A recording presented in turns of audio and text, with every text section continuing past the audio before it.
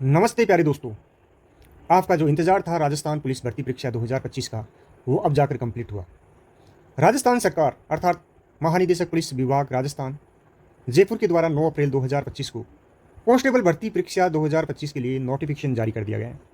ये जो नोटिफिकेशन है वो 9 अप्रैल 2025 को जारी हुआ है, यानी आज दिनांक 9 अप्रैल 2025 को जारी हो गया है। किसके लिए जारी हुआ है?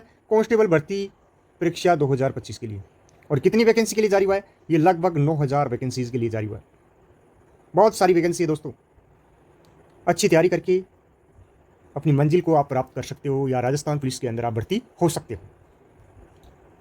राजस्थान पुलिस भर्ती परीक्षा के लिए आपके पास समान पात्रता परीक्षा यानी सीईटी सीनियर सेकेंडरी लेवल 2024 के अंदर आप सीईटी के अंदर जो 12वीं लेवल की जो सीईटी होती है उसके अंदर आपकी अगर क्लियर है तो आप राजस्थान पुलिस भर्ती परीक्षा के लिए ऑनलाइन आवेदन कर सकते हैं।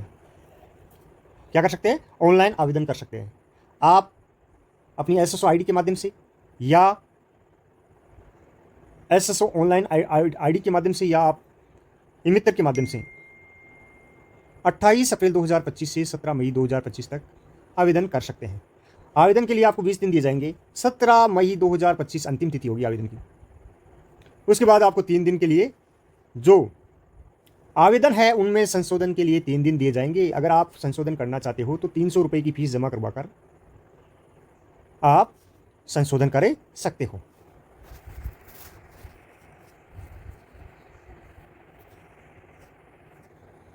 आवेदकों को सलाह दी जाती है। क्या दी जाती है? सलाह कि ऑनलाइन आवेदन की अंतिम तिथि का इंतजार किए बिना ही समय सीमा में आवेदन कर दे। अंतिम तिथि के पश्चात 18 मई 2025 से 20 मई 2025 तक 3 दिवस आवेदन पत्र में संशोधन त्रुटि सुधार हेतु वेबसाइट पर लिंक उपलब्ध कराया जाएगा। इससे पूर्व या इससे पश्चात आवेदन पत्र में किसी प्रकार का संशोधन हेतु प्रार्थना स्वीकार नहीं की जाएगी। आवेदन पत्र में त्रुटि सुधार हेतु निर्धारित 300 रुपये का शुल्क ऑनलाइन जमा कराना होगा। आवेदक या आवेदित जिला यूनिट पद में संशोधन त्रुटि सुधार किया जा सकेगा। इसके अतिरिक्त ऑनलाइन आवेदन में किसी प्रकार का संशोधन या परिवर्तन स्वीकार नहीं किया जाएगा। यानी आप जिला परिवर्तित कर सकते हो, यूनिट परिवर्तित कर सकते हो, अपना पद है वो आप परिवर्तित कर सकते हो, लेकिन इसके अलावा जो जानकारी है वो परिवर्तित नहीं की जाएगी। ऐसी किसी भी त्रुटि का संपूर्ण दायित्व अभ्यर्थी स्वयं का होगा। आवेदन पत्र में संशोधन त्रुटि सुधार का एक ही अवसर प्रदान किया जाएगा, यानी एक ही आपको अवसर दिया जाएगा, उसके अंदर आप परिवर्तन करना चाहते हैं वो कर सकते हैं। आगे हम बात करें, आवेदक द्वारा केवल एक ही आवेदन किया जा सकेगा। यह नहीं कि आप अलग अलग जिलों से आवेदन कर रहे हैं, यह नहीं होगा आपकी बार। केवल एक ही अभ्यर्थी के द्वारा एक ही आवेदन किया जाएगा और वो जो संलग्न रिक्ति प्रपत्र में अंकित जो जिला है, यूनिट है, बटालियन है, उसमें किसी एक के लिए ही आवेदन मान्य होगा। भर्ती हेतु रिक्त पदों की गणना, योग्यता, पात्रता, भर्ती प्रक्रिया इत्यादि विस्तृत विवरण पुलिस मुख्यालय के स्थायी आदेश संख्या 7/2025 में वर्णित है। किसी भी विवाद की स्थिति में उक्त स्थायी आदेश में वर्णित प्रावधानों को अंतिम माना जाएगा। यानी जो वर्णन किया गया है आवेदन के लिए, वो जो आदेश में जारी किया गया है वो ही मान्य होंगे। आवेदन की प्रक्रिया देख लो। आवेदन की प्रक्रिया में क्या है? सबसे पहले आपको ओटीआर करवाना होगा, वन टाइम रजिस्ट्रेशन करवाना होगा। वन टाइम रजिस्ट्रेशन करवाने के बाद आप आवेदन कर सकोगे। वन टाइम रजिस्ट्रेशन करोगे तो उसके लिए आपको रजिस्ट्रेशन शुल्क भी देना होगा। अगर आपका शुल्क वन टाइम रजिस्ट्रेशन जैसे पहले आपका करवाया हुआ है, शुल्क दिया हुआ है, अब दोबारा आप करवा रहे हो तो उसके लिए आपके लिए कोई शुल्क लागू नहीं होगा। और वन टाइम रजिस्ट्रेशन के समय आपने जो जानकारी दी है वो बाद में ऑनलाइन फॉर्म भरते समय चेंज नहीं होगी। यानी जिसमें कैटेगरी, आपका गृह राज्य, गृह जिला, ये ऑप्शन भरने हेतु मिलेंगे और वो एक बार ही भरने के बाद में दोबारा परिवर्तित नहीं होंगे। वन टाइम रजिस्ट्रेशन को पूरा करने के बाद अभ्यर्थी एसएसओ के माध्यम से क्या कर सकेगा? आवेदन कर सकेगा। अभ्यर्थी को सर्वप्रथम अपना सीईटी सीनियर सेकेंडरी लेवल का जो सर्टिफिकेट है उसका ऑनलाइन आवेदन पत्र क्रमांक यानी एप्लीकेशन नंबर दर्ज करना होगा।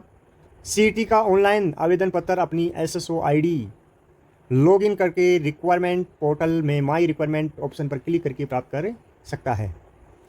सीईटी यानी सीनियर सेकेंडरी लेवल के डाटा से वेरीफाई किया जाएगा। वेरीफाई होने की स्थिति यानी वेरीफाई होने के बाद आवेदन पत्र खुलेगा। आवेदन पत्र में उसके द्वारा ओटीआर में दर्ज की गई सूचनाएं प्रदर्शित होगी। उनमें कोई संशोधन नहीं होगा। आपने OTR के अंदर वन टाइम रजिस्ट्रेशन के समय जो डाला है मैटर, वो जो आप आवेदन करोगे उस समय प्रदर्शित होगा, लेकिन वो फ्रीज होंगे डाटा, उसको आप संशोधित नहीं कर सकते। इसलिए सभी सूचनाएं अभ्यर्थी सावधानीपूर्वक भरना है। आवेदन पत्र को फाइनल सबमिट करते ही अभ्यर्थी को ऑनलाइन आवेदन क्रमांक जनरेट हो जाएंगे और अभ्यर्थी को इस ऑनलाइन आवेदन पत्र का प्रिंट अपने पास सुरक्षित रख लेना चाहिए। अभ्यर्थी एक बार ये पंजीयन शुल्क जमा करवाने हेतु अन्य किसी पोर्टल या सुविधा का उपयोग नहीं कर सकता। केवल एक बार ही आप क्या कर सकते हो, पंजीयन शुल्क जमा करा सकते हो या एक बार ही आप आवेदन कर सकते हो। इसके अलावा आवेदक अपने स्वयं का मोबाइल नंबर, ईमेल आईडी दर्ज करे, इसे नहीं बदले। महत्वपूर्ण सूचनाएं आवेदन में दर्ज मोबाइल नंबर और ईमेल आईडी पर भेजी जाएगी। आवेदक को ऑनलाइन आवेदन करने के पश्चात ऑनलाइन आवेदन पत्र क्रमांक आवश्यक रूप से प्राप्त होगा। यदि आवेदन पत्र क्रमांक अंकित या प्राप्त नहीं हुआ है तो इसका अर्थ है कि उसका आवेदन पत्र क्या कर दिया गया है, स्वीकार नहीं किया गया है। यदि आपका फाइनल सबमिट हुआ है तो आपके पास एप्लीकेशन आईडी का मैसेज जरूर आएगा मोबाइल नंबर और ईमेल आईडी के ऊपर। आवेदन पत्र के प्रीव्यू को आवेदन का सबमिट होना नहीं माना जाएगा। आपको प्रीव्यू दिखा रहा है तो उसका सबमिट होना जरूरी नहीं, ये सबमिट हो गया। अगर आपके पास एप्लीकेशन आईडी नंबर आते हैं, जनरेट होते, तभी उसको स्वीकार माना जाएगा। अभ्यर्थियों द्वारा निर्धारित तिथि तक ऑनलाइन आवेदन करना अनिवार्य होगा। किसी भी परिस्थिति में ऑफलाइन आवेदन स्वीकार नहीं किया जाएगा।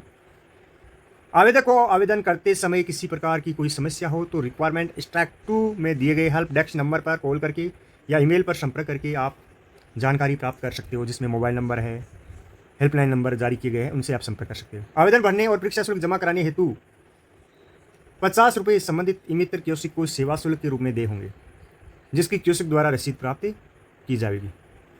यानी अगर आपने फॉर्म भरवा लिया है ई-मित्र वाले से, तो ई-मित्र वाले ने जो सेवा की है आपकी फॉर्म भरने की, उसके बाबत आपको 50 रुपये उसको देने होंगे।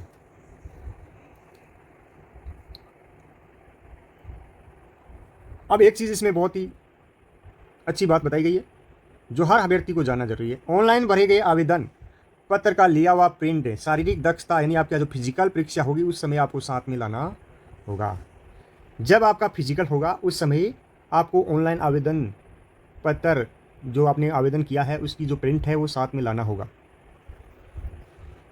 आवेदकों को वर्गवार विज्ञप्ति पदों के अनुरूप ही आवेदन करने की सलाह दी जाती है। अगर आप ओबीसी की हो तो ओबीसी के लिए, एससी की हो तो एससी के लिए, जनरल के हो तो जनरल के लिए। आरक्षित वर्ग के ऐसे अभ्यर्थी जो अनारक्षित वर्ग की पात्रता पूर्ण करते हो वो अनारक्षित वर्ग की रिक्तियों के विरुद्ध आवेदन कर सकते हैं। यानी जो जनरल कैटेगरी में आते हैं, जिनकी आय ज़्यादा है, वो क्या कर सकते हैं, जनरल के लिए भी आवेदन कर सकते हैं। आवेदकों की सुविधा के लिए राज्य की समस्त ई-कियोस्क और जन सुविधा केंद्रों की सूची website eMitra Rajasthan government in पर उपलब्ध करवाई जाएगी। ये कोई महत्वपूर्ण नहीं है।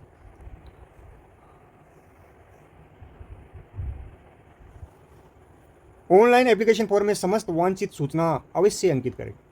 कोई सूचना गलत या अपूर्ण भरने जाने पर अभ्यर्थी को आवेदन निरस्त कर दिया जाएगा, परीक्षा में प्रवेश नहीं दिया जाएगा। इसकी जिम्मेदारी अभ्यर्थी की स्वयं की होगी, आवेदक की स्वयं की होगी। पंजीयन शुल्क की हम बात करें, वन टाइम जो रजिस्ट्रेशन है उसकी बात करें तो पिछड़ा जो वर्ग है, अति पिछड़ा वर्ग है या सामान्य वर्ग है या क्रिमिलियर श्रेणी की जो पिछड़ा वर्ग है उनको 600 रुपये देने पड़ेंगे। राजस्थान की जो नॉन क्रिमिलियर श्रेणी की जो पिछड़ा वर्ग है जिनकी आय 8 लाख से कम है ओबीसी के अंदर, और अति पिछड़ा वर्ग है, आर्थिक रूप से कमजोर वर्ग है, अनुसूचित जाति है, अनुसूचित जनजाति है, टीएसपी है, शहरिया है, उनको वन टाइम रजिस्ट्रेशन यानी फर्स्ट टाइम रजिस्ट्रेशन करवाने के लिए 400 रुपये का शुल्क देना होगा। और जो क्रिमिलियर श्रेणी के अंदर आते हैं पिछड़े वर्ग यानी ओबीसी वाले, जिनकी आय 8 लाख से अधिक है, और जो सामान्य वर्ग यानी जनरल वर्ग के अंदर आते हैं उनको 600 रुपये देना होगा।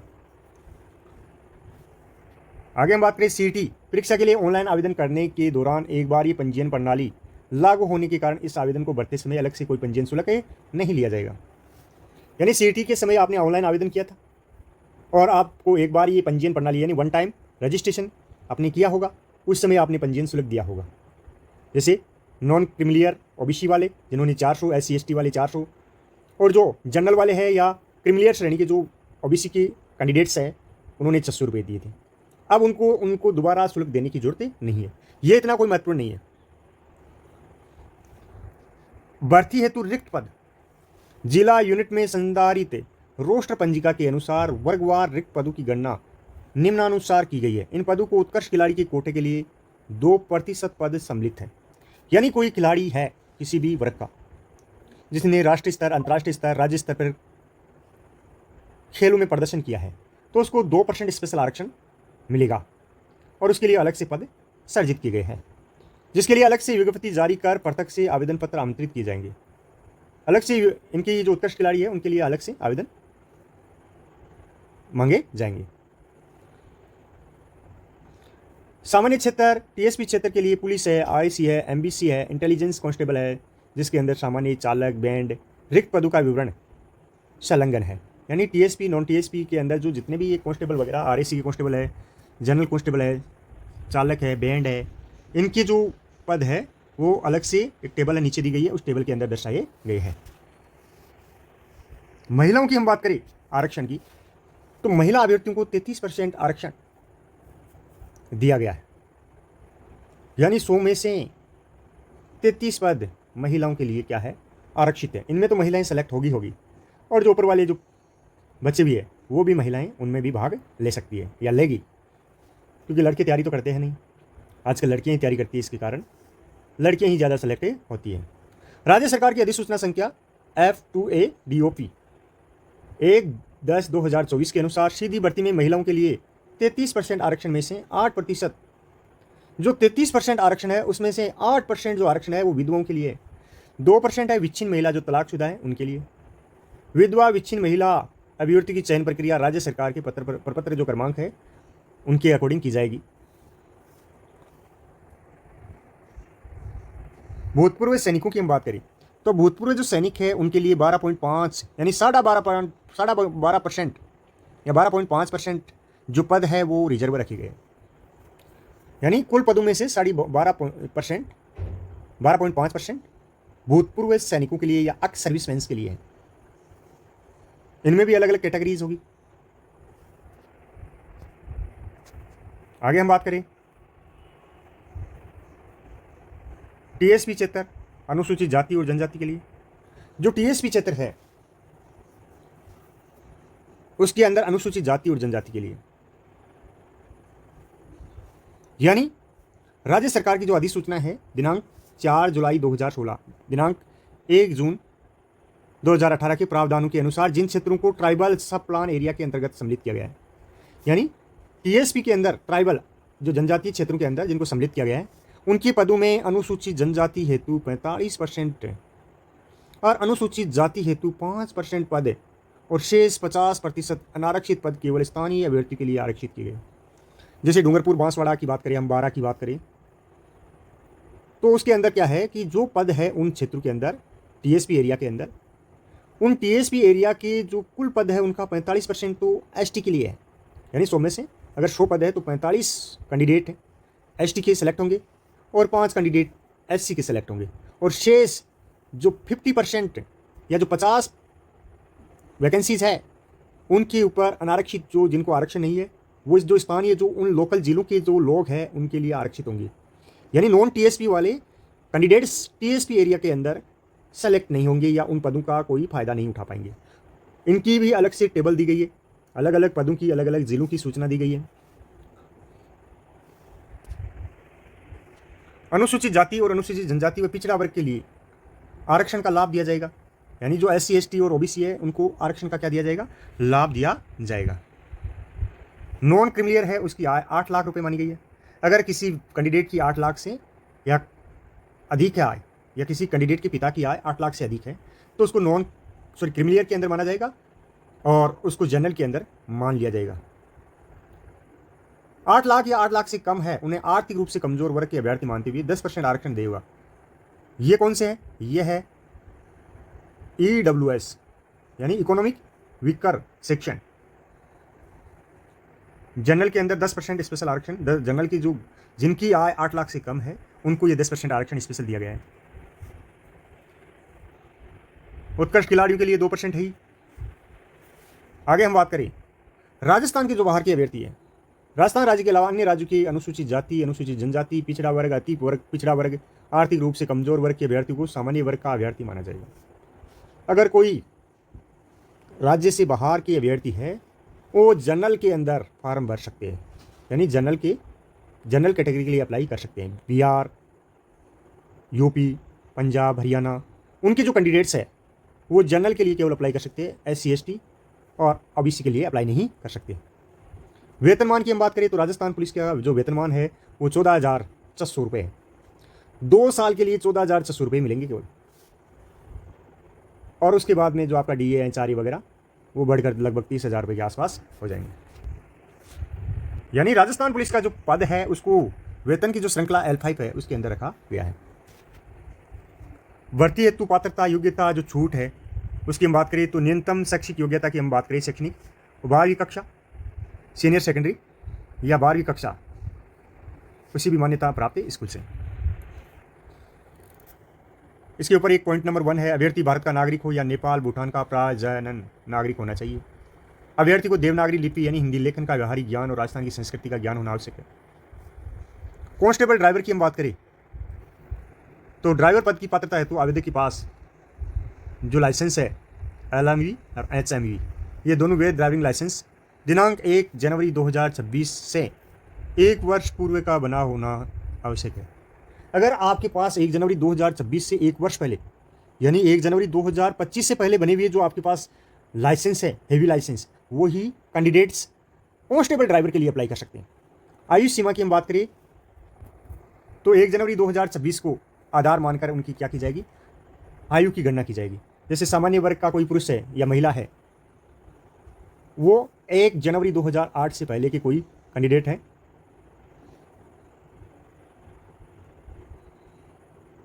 इससे पहले का कोई पुरुष या महिला है, वो अप्लाई कर सकता है फॉर्म के लिए।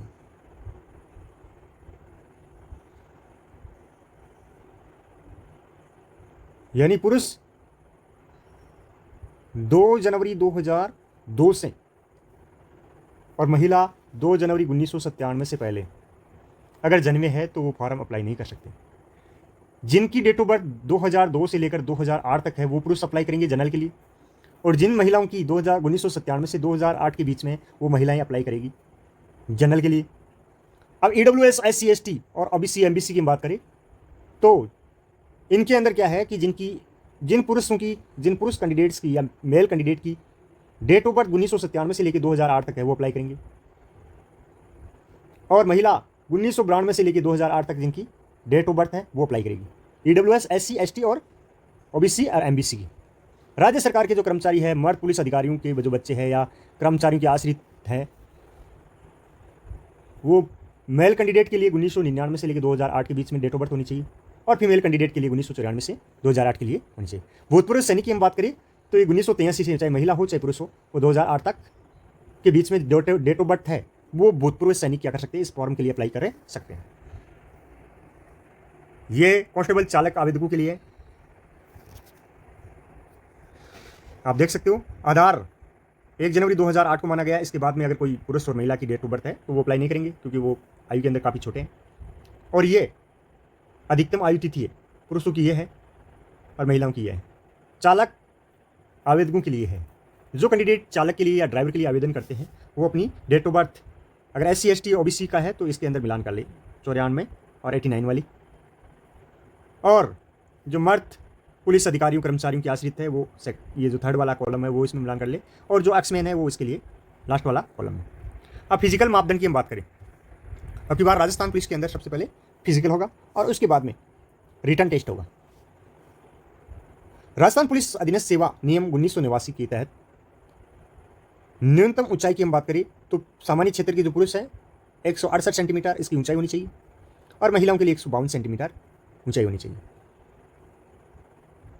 न्यूनतम सीना जो चेस्ट है वो बिना फुलाए 81 सेंटीमीटर और फुलाने के बाद में 86 सेंटीमीटर, यानी 5 सेंटीमीटर फुलाव होना जरूरी है। महिलाओं के लिए चेस्ट की कोई लागू नहीं है। न्यूनतम वेट की बात करें, वजन की बात करें तो पुरुषों के लिए वेट लागू नहीं है। महिलाओं का न्यूनतम वेट 47.5 किलो होना अनिवार्य है। 12 जिले के जो शहरी या आदिम जाति के लोग हैं उनके लिए हाइट की बात करें तो 160 सेंटीमीटर पुरुषों के लिए और महिलाओं के लिए 145 सेंटीमीटर है, और जो चेस्ट है वो 74 से लेके 79 के बीच में है, और वेट 43 kg माना गया है उनके लिए, महिलाओं के लिए।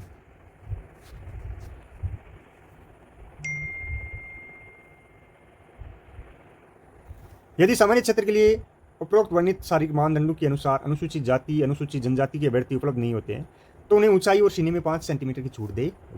अब SC ST के कोई कैंडिडेट नहीं मिलते हैं तो उनको 5% स्पेशल छूट दी जाएगी, 5 सेंटीमीटर की, टेस्ट के अंदर भी और हाइट के अंदर भी। पहाड़ी आदिवासी क्षेत्र के अभ्यर्थी के लिए राजस्थान पुलिस अधीनस्थ सेवा नियम 1989 के नियम के अनुसार मापदंड होंगे। शहरी या महिला अभ्यर्थियों के लिए अतिरिक्त समस्त महिला अभ्यर्थियों के लिए निर्धारित न्यूनतम ऊंचाई 152 सेंटीमीटर और वजन 47.5 किलोग्राम में किसी प्रकार की छूट दे नहीं होगी। केवल शहरी या महिला अभ्यर्थी है उनको ही छूट दे होगी। जो सामान्य वर्ग की जो महिलाएं हैं, हम कह सकते हैं शहरी या जनजाति को छोड़कर संपूर्ण राजस्थान में, उनको ऊंचाई 152 और उनका वजन 47.5 kg होना अनिवार्य है। चिकित्सा मापदंड यानी मेडिकल की हम बात करें तो नज़र आपकी 6/6 होनी चाहिए। घुटने आपस में टकराने, नसें फूली हुई नहीं होनी चाहिए, बेंगापन, रतौंदी, रंग दृष्टि रोग, कलर ब्लाइंडनेस, हकलाकर बोलना, पैर समतल यानी फ्लैट फुट, हर्निया, शल्य प्रॉब्लम या अन्य कोई प्रकार की अंग भंग, कोई विकृति नहीं होनी चाहिए। मेडिकल के बारे में आप अच्छी तरीके से जानते हो।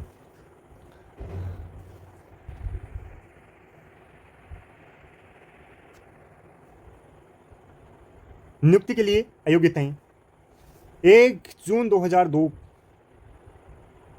या उसके पश्चात 2 से अधिक संतानें नहीं होनी चाहिए। अगर किसी कैंडिडेट के 2 से अधिक संतानें हैं तो इस सेवा के लिए वो पात्र नहीं होगा। अगर एक बच्चा पहले से जन्मा हुआ है, दूसरी बार संतानें डबल हो गई तो उन दोनों संतानों को एक ही इकाई माना जाएगा। यह भी एक सोचने योग्य या मैन फीचर है इस नोटिफिकेशन की। दहेज से संबंधित कोई प्रकरण वगैरह, ये आप ये सारी चीज़ें आराम से देख सकते हो। अब भर्ती हेतु चयन प्रक्रिया, यानी कांस्टेबल पद पर चयन राजस्थान पुलिस अधीनस्थ सेवा अधिनियम 1989 के नियम 25 और राजस्थान पुलिस अधिनियम 2007 के नियम 28 के प्रावधान के अनुसार किया जाएगा। परीक्षा का चरण कांस्टेबल, कांस्टेबल चालक और कांस्टेबल बैंड। कांस्टेबल बैंड के लिए कोई एग्जाम नहीं होगा।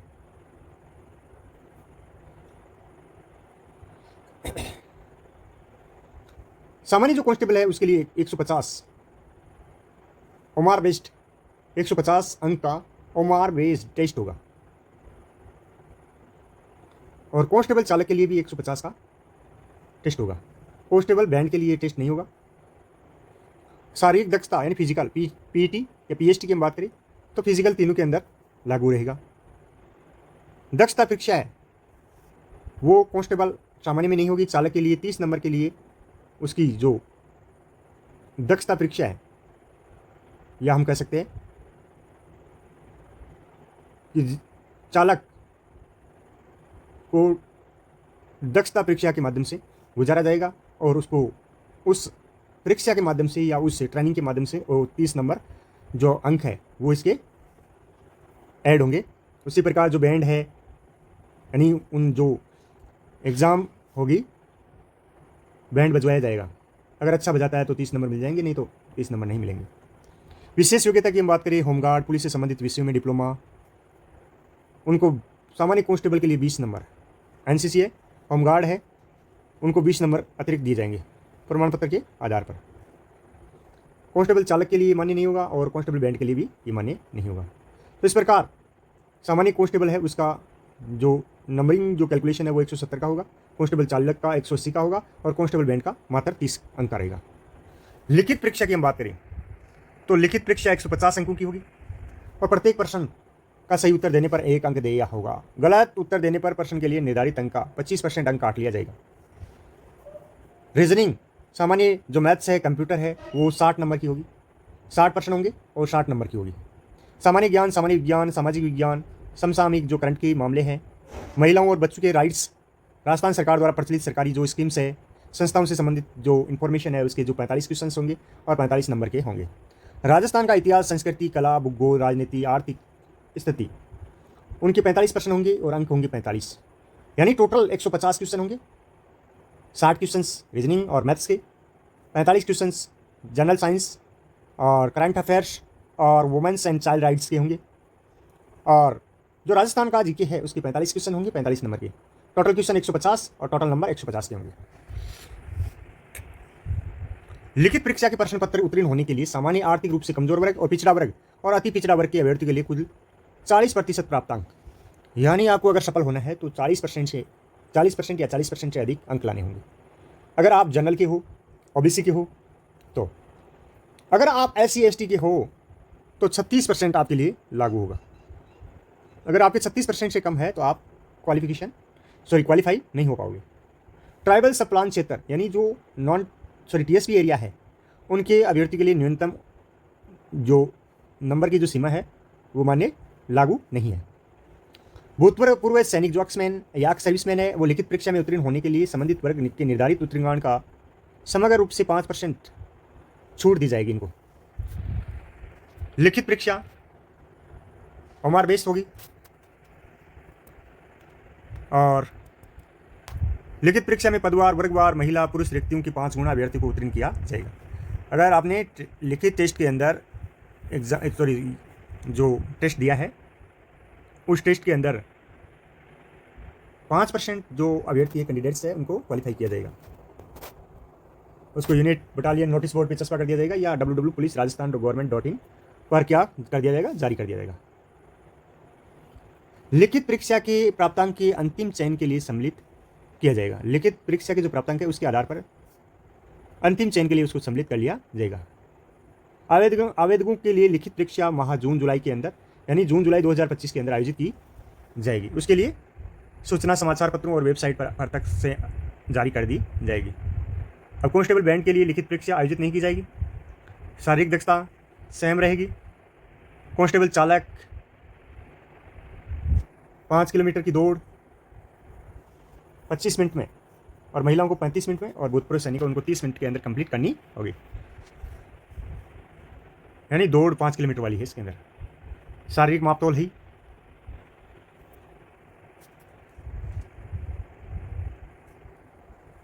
और जो दक्षता परीक्षा है वो कांस्टेबल चालक के लिए और बैंड के लिए है।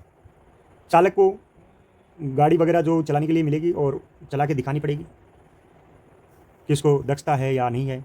बैंड को भी बैंड वगैरह दिए जाएंगे, बैंड बजवाया जाएगा। अगर अच्छा बजाएगा तो नंबर मिलेंगे उसको 30 नंबर।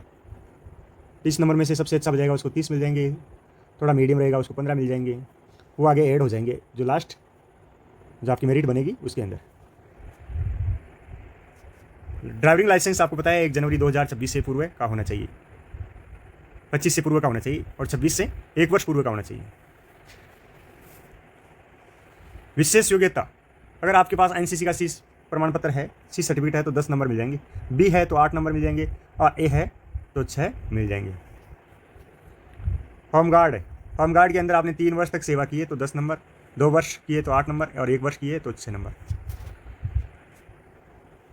पुलिस से संबंधित विषय में आपने डिप्लोमा किया, जैसे MA किया आपने क्रिमिनोलॉजी के अंदर, साइबर सुरक्षा के अंदर किया है तो 10 नंबर मिलेंगे। सिक्योरिटी मैनेजमेंट या सोशल साइंस के अंदर पुलिस प्रशासन और कानून के रूप में कम से कम एक विषय के अंदर किया है, BA LLB की है तो 8 नंबर मिल जाएंगे और उपरोक्त विषय के डिप्लोमा प्राप्त है उनको 6 नंबर दिए जाएंगे।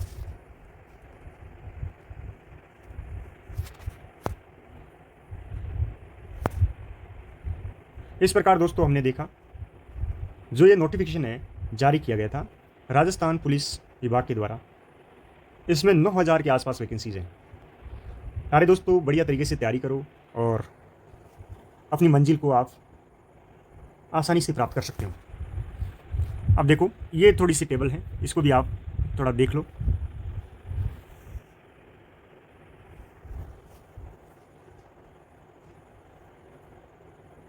सामान्य वर्ग के लिए है, SC वर्ग के लिए, ST वर्ग के लिए, OBC वर्ग के लिए, MBC वर्ग के लिए और EWS के लिए। सामान्य वर्ग में देखो जैसे महिला इधर वाली है, विधवा, परित्यक्ता, सामान्य, है ना, 60 मान लो, इसमें 50-60 के आसपास पद है सामान्य के अंदर। अगर जनरल की कोई महिला है तो 59 पद है जयपुर कमिश्नर के अंदर। 1 पद है जो परित्यक्त का है उसके लिए, 5 पद है विधवाओं के लिए। पुरुषों के लिए जयपुर कमिश्नरेट में 76 पद है, भूतपूर्व सैनिक के लिए 56 पद है और 197 टोटल पद है जयपुर कमिश्नरेट में। अब SC के लिए 98 पद है जो अलग अलग कैटेगरीज के अकॉर्डिंग दिखाए गए हैं। ST के लिए 51 पद है, OBC के लिए 150 है, MBC के लिए 29 है, EWS के लिए 58 है, टोटल है 583 पद। फिर है जोधपुर कमिश्नरेट, उसमें 165 पद है कुल, जो अलग अलग कैटेगरीज के द्वारा दिखाए गए हैं। बारा, बूंदी, इसके अलावा जीआरपी अजमेर है, 2nd battalion RAC Kota, 5th battalion RAC Jaipur, 6th battalion RAC जो धौलपुर, भरतपुर, इनके सबके अलग अलग पद दिए हुए हैं, अलग अलग कैटेगरी के अकॉर्डिंग। इस प्रकार ये दर्शाए गए। ये नॉन टीएसपी के लिए, ये नॉन टीएसपी जो बहुत पिछड़ा वर्ग है, सॉरी बहुत पिछड़ा एरिया है, उनके लिए ये पद है। जैसे जयपुर कमिश्नरेट में उनके 30 पद है, जोधपुर कमिश्नरेट में 12 पद है, ये अलग अलग दिखाए गए हैं। तो प्यारे दोस्तों, बढ़िया तरीके से आप तैयारी करो, और जो राजस्थान पुलिस भर्ती परीक्षा का फॉर्म स्टार्ट होने वाले हैं, तो फॉर्म अच्छी तरीके से फिल करके राजस्थान पुलिस की तैयारी करके आप इसके अंदर सेलेक्ट हो सकते हो। बहुत ही अच्छा पद है इसके अंदर, बहुत शानदार। अब फिर मिलेंगे हम एक नए वीडियो के साथ, तब तक जय हिंद, जय भारत मेरे प्रिय साथी।